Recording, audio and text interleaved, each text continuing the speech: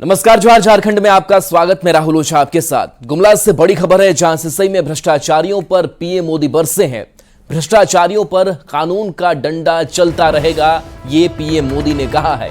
समीर उरांव के लिए पीएम ने प्रचार किया। लोहरदगा से बीजेपी उम्मीदवार समीर उरांव हैं और इस बीच प्रधानमंत्री नरेंद्र मोदी भ्रष्टाचार और भ्रष्टाचारियों पर हमलावर नजर आए और कहा कि भ्रष्टाचारियों पर कानून का डंडा चलता रहेगा।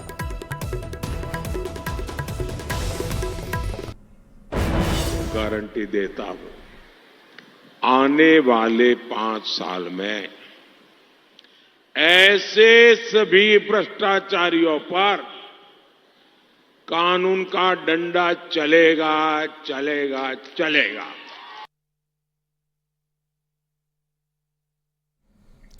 मेदिनीनगर में जनसभा को संबोधित करते हुए पीएम मोदी एक बार फिर से कांग्रेस और जेएमएम पर जोरदार हमला बोला है। आपने 2014 में अपने एक वोट से कांग्रेस की महाभ्रष्ट सरकार को हटा दिया था। आपके एक वोट ने बीजेपी एनडीए की सरकार बनाई और आपके इस एक वोट की ताकत का परिणाम क्या हुआ? आज भारत का पूरी दुनिया में डंका बज रहा है।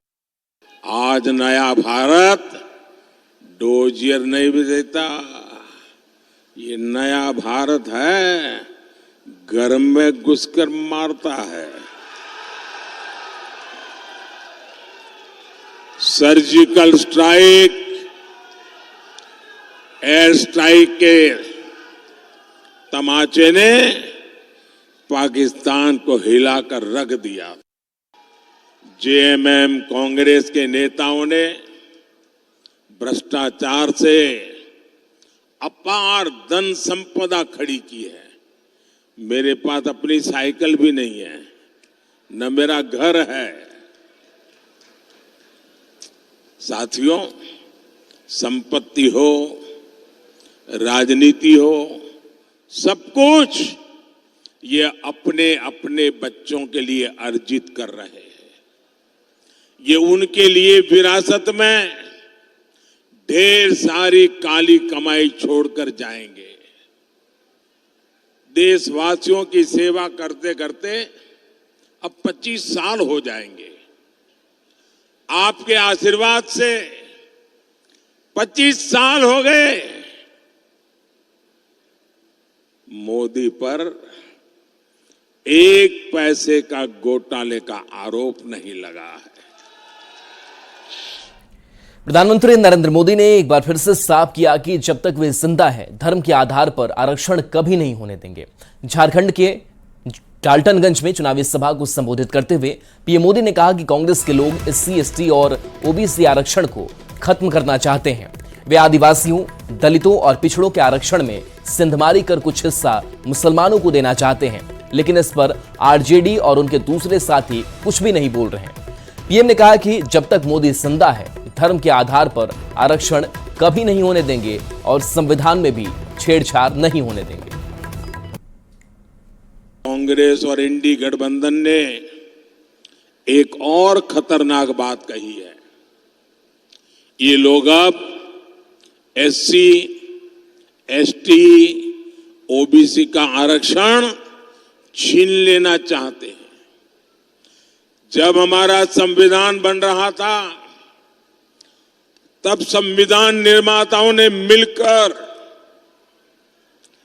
तभी एक बात तय की थी और ये पक्का हो गया था, सही सिक्के हो गए थे कि भारत में कभी भी धर्म के आधार पर आरक्षण नहीं दिया जाएगा।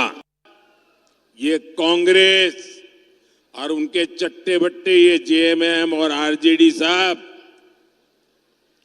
ये आदिवासियों का, पिछड़ों का, दलितों का आरक्षण में डाका डालकर आरक्षण में से कुछ हिस्सा छीन करके ये धर्म के आधार पर संविधान बदल करके मुसलमानों को देना चाहती है।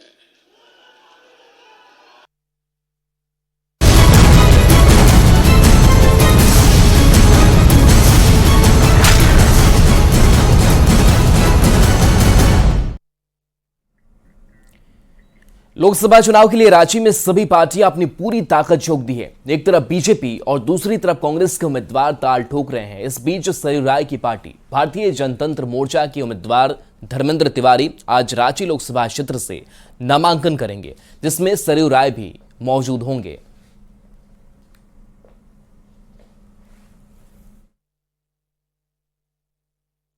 दिन में हम लोग 11 बजे 10:30 बजे से इकट्ठा होंगे। 11 बजे हम सभी जाएंगे और जो जयपाल सिंह स्टेडियम है वहाँ हम लोग एकत्रित होकर के वहाँ से पैदल मार्च करते हुए 200 मीटर 150 मीटर होगा, उपायुक्त कार्यालय तक हम सभी जाएंगे और जाकर वहाँ नॉमिनेशन फाइल करेंगे। तैयारी सब जनता को करनी है। न्यूज 18 पर इंटरव्यू में अमित शाह ने राहुल गांधी पर हमला बोला था। उन्होंने कहा कि राहुल गांधी का एक रूल है, झूठ बोलो, जोर से बोलो और बार बार बोलो, जिस पर पलटवार करते हुए कांग्रेस के वरिष्ठ नेता सुबोध कांत सहाय ने कहा कि बीजेपी की थ्योरी हिटलर के सिद्धांत पर चल रही है। असल में ये निश्चित तौर पे अगर किसी का ये थ्योरी है तो ये थ्योरी है इनका, अमित शाह और जिस संगठन को रिप्रेजेंट करते हैं उनका। गोबल्स की थ्योरी पे ही आधारित है, हिटलर के थ्योरी पर ही देश चला रहे हैं। इसलिए राहुल गांधी झूठ बोलना होते जानते, राहुल गांधी जो टिपिकल आज के राजनीति में डिप्लोमेसी कहा जाता है करना आते, तो पूरे देश को पैरों से नापने का काम नहीं करते। लोकसभा चुनाव को लेकर गोड्डा में सरगर्मियां तेज हो गई है। इंडी गठबंधन की तरफ से प्रदीप यादव को टिकट मिलने के बाद मामला और भी दिलचस्प हो गया है। इस बीच निशिकांत दुबे के आवास पर सैकड़ों की संख्या में लोगों ने बीजेपी का दामन थाम लिया है। निशिकांत दुबे ने कहा कि सैकड़ों की संख्या में लोग बीजेपी से जुड़े हैं और लोकसभा चुनाव में कोई मुकाबला नहीं है। भाजपा के संपूर्ण विकास को देखते हुए उस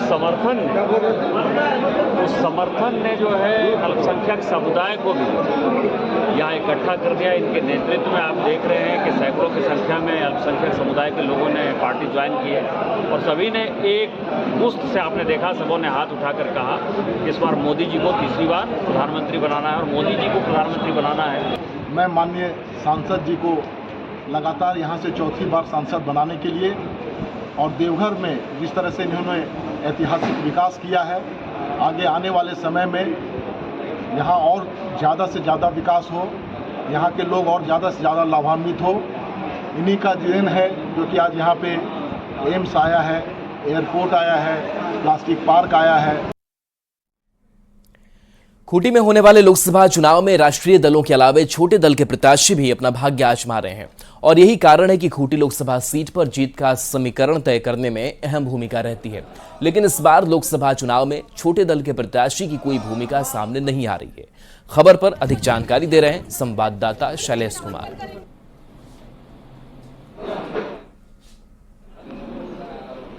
खूंटी लोकसभा चुनाव जारी है और इस चुनाव में देखा जाए तो छोटे दल के जो प्रत्याशी हैं चुनाव मैदान में, उनकी अहम भूमिका होती है।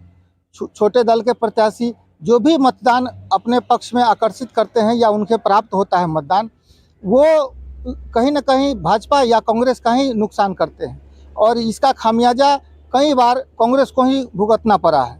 अब ऐसे में ये देखना होगा कि इस बार के जो छोटे दल के प्रत्याशी हैं, चाहे वो झापा हुए, चाहे वो निर्दलीय हुए या और भी अन्य जो पार्टी है बसपा है, वो किसका खेल बिगाड़ पाती है।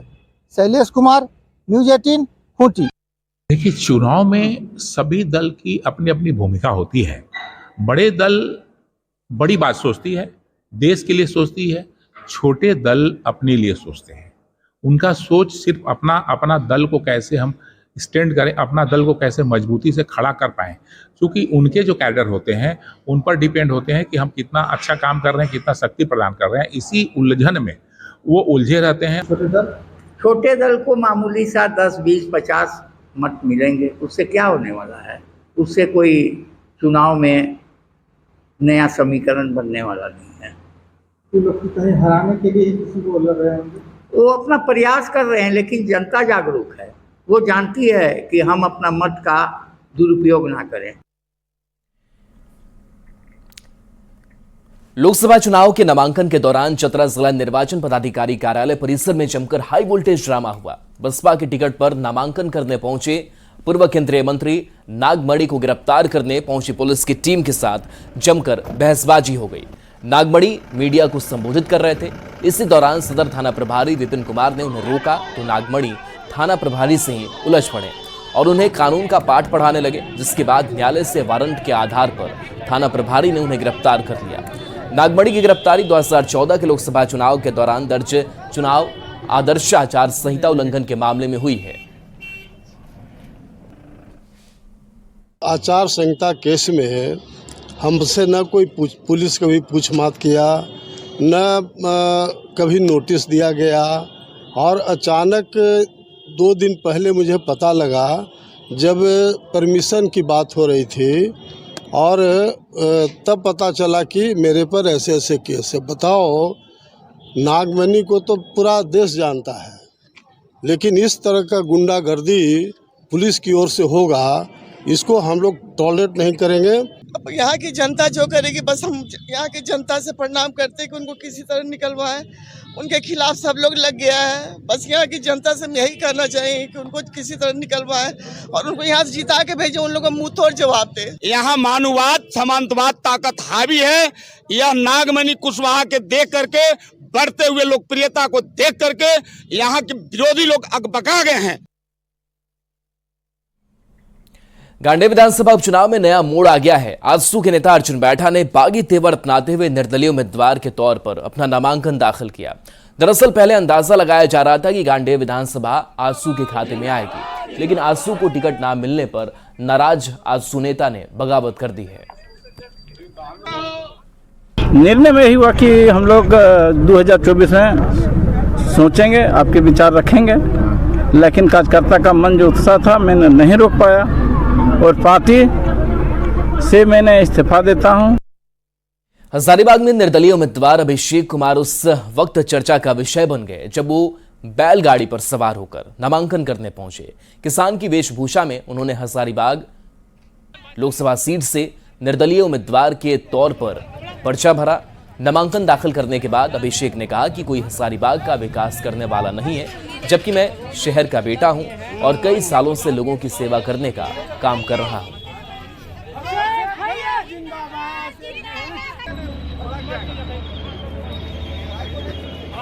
महंगाई आज सबसे बड़ा मुद्दा है और महंगाई बहुत ही स्तर बहुत बढ़ चुका है और बहुत ही त्रस्त है लोग। इस कारण से यार मेरा भी तो, मैं भी एक समाज सेवी हूँ, सीधा एकदम गरीब हूँ, किसान का बेटा हूँ, तो मैं एक बैलगाड़ी चुना हूँ। अब बैलगाड़ी से आया हूँ कि जब जनता त्रस्त है, महंगाई बढ़ा हुआ है, मैं खुद महंगाई से त्रस्त हूँ। आप देख सकते हैं शिक्षा, स्वास्थ्य और रोजगार। शिक्षा में आप देख सकते हैं महंगाई का स्तर आसमान छू रहा है। जामताड़ा के सोनबाद गांव और मटटाड़ गांव में साइबर पुलिस ने छापेमारी की। इस दौरान जालसाजी को अंजाम देते 3 साइबर अपराधी को गिरफ्तार कर लिया गया। इसवी को जिले के विभिन्न गांवों से साइबर अपराध करने की सूचना मिली थी, जिसके बाद छापेमारी में 3 लोगों को गिरफ्तार किया गया है। अपराधियों के पास से 12 फोन, 16 फर्जी सिम कार्ड और कई दस्तावेज बरामद हुए हैं।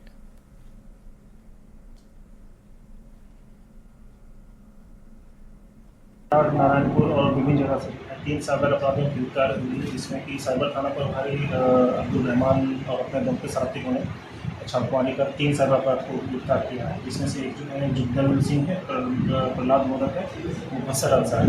इनका जो कार्य क्षेत्र है अपना झारखंड के अलावा बेंगोल, उड़ीसा, महाराष्ट्र क्षेत्र रहा है।